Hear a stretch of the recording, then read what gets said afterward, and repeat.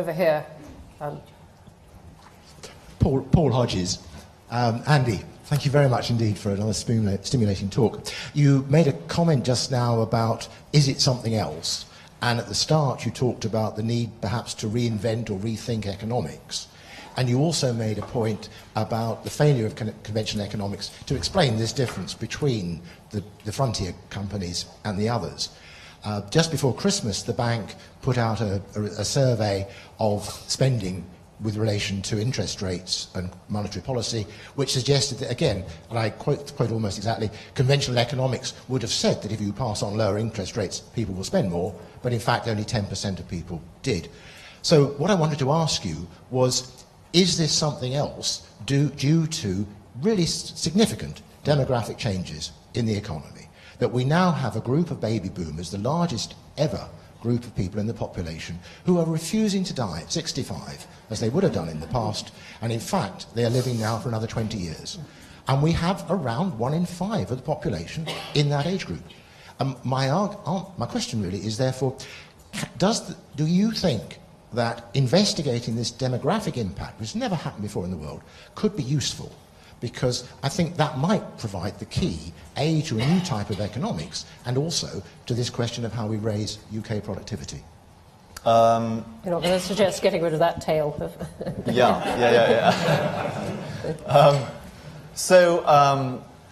And Paul, I mean, your work on this is a very good example of how demographics, in mainstream economics has been underemphasized for too long. That, I think, is changing, by the way. That, I think, is changing.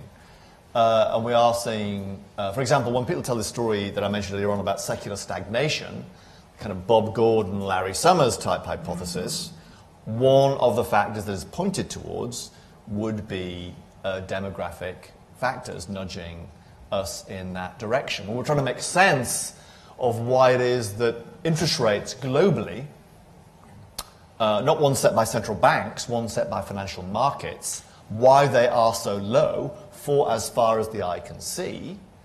Part of the explanation, I think, lies in evolving demographics and the implications that has for both saving and for investment. The study you mentioned, I think, which is a study of households that we conduct on a regular basis to try and understand their patterns of spending and saving, is in some ways a very good example of all we've discussed today. It's overtly distributional. It's saying we can't take the average person, the so-called representative agent, and hope that by studying them we can make sense of what's going on.